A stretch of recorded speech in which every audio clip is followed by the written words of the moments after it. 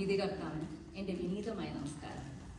ഇന്നിവിടെ സംസാരിക്കാൻ തന്നിട്ടുള്ള വിഷയം സ്ത്രീയും സമൂഹവുമാണ്. നമ്മുടെ രാഷ്ട്രപിതാവായ മഹാത്മാഗാന്ധി പണ്ട് പറഞ്ഞിരുന്നു, ഒരു ദേശത്തിന്റെ പുരോഗതി അതിൻ്റെ സ്ത്രീയിലൂടെയാണെന്ന്. അതിനായി അവൾക്ക് നല്ല വിദ്യാഭ്യാസവും തൊഴിലവസരങ്ങളും നൽകണം, അതിലൂടെ മാറ്റങ്ങൾ കൊണ്ടുവരാൻ കഴിയണം.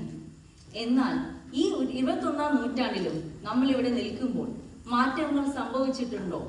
സംശയമാണ്. ലോകം ആധുനികതയുടെ പുതിയ പുതിയ തലങ്ങളിൽ എത്തിയിട്ടും ഇന്നും കേരളത്തിൽ പിഞ്ചു കുഞ്ഞുങ്ങൾ തൊട്ട് വൃദ്ധർ വരെ സുരക്ഷിതരല്ല. ശരിയല്ലേ? എങ്ങനെ നമ്മൾക്ക് ഈ മാറ്റങ്ങൾ കൊണ്ടുവരാൻ സാധിക്കും? റീൽസും ലൈക്സിന്റെയും എണ്ണത്തിന്റെ പുറകെ പോകുന്ന ഈ പുതുതലമുറയെ എങ്ങനെ മൂല്യങ്ങൾ മനസ്സിലാക്കി വാർത്തെടുക്കാൻ നമ്മൾക്ക് കഴിയും? അതിന് നമ്മൾക്ക് നമ്മളുടെ വീട്ടിൽ നിന്ന് തന്നെ തുടങ്ങണം. ആദ്യ പാഠം, ഒരു പെൺകുട്ടി ജനിച്ചാൽ അതൊരു ബാധ്യതയായി കണക്കാക്കാതെ സ്വന്തം കാലിൽ നിൽക്കാൻ അവളെ പ്രാപ്തിയാക്കണം. തെറ്റിനോട് പ്രതികരിക്കാൻ പഠിപ്പിക്കണം. പ്രതികരണശേഷിയുള്ള ഒരു സമൂഹത്തെയാണ് നമുക്ക് വേണ്ടത്. അനീതിയോട്, അക്രമത്തോട്, സ്ത്രീധനത്തോട് എല്ലാം തന്നെ പ്രതികരിക്കാൻ കഴിയണം. മാത്രമല്ല, സ്വന്തം അവകാശങ്ങൾക്ക് വേണ്ടിയും പൊരുതാൻ അവളെ പ്രേരിപ്പിക്കണം.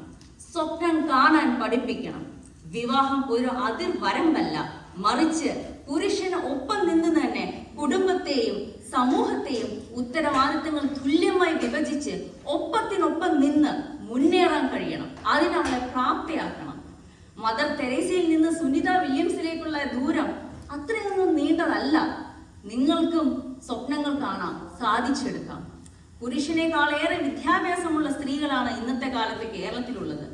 എന്നാൽ അവർക്കും സ്വപ്നം കാണാനും മാറ്റങ്ങൾ കൊണ്ടുവരാനും സാധിക്കാൻ വീട്ടിൽ നിന്ന് തന്നെ തുടങ്ങണം.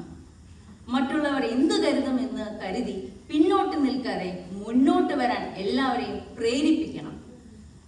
ഒരു മനുഷ്യ നാണയത്തിന്റെ രണ്ട് വശമാണ് സ്ത്രീയും പുരുഷനും.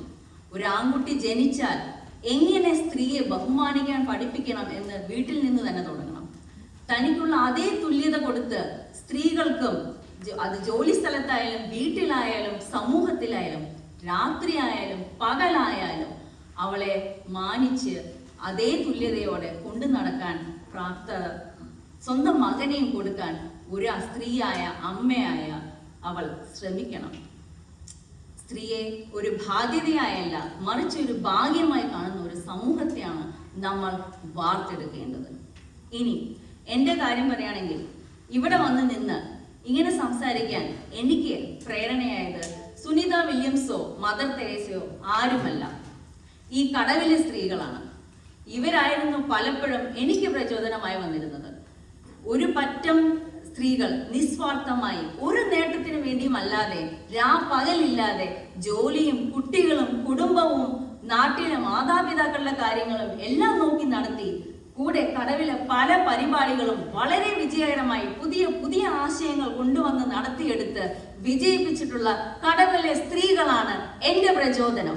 അതിനുകൊണ്ട് തന്നെ കടവിൽ എല്ലാ സ്ത്രീകൾക്കും നന്ദി പറഞ്ഞുകൊണ്ട് എൻ്റെ വാക്കുകൾ ഞാൻ ചുരുക്കുന്നു. നന്ദി, നമസ്കാരം.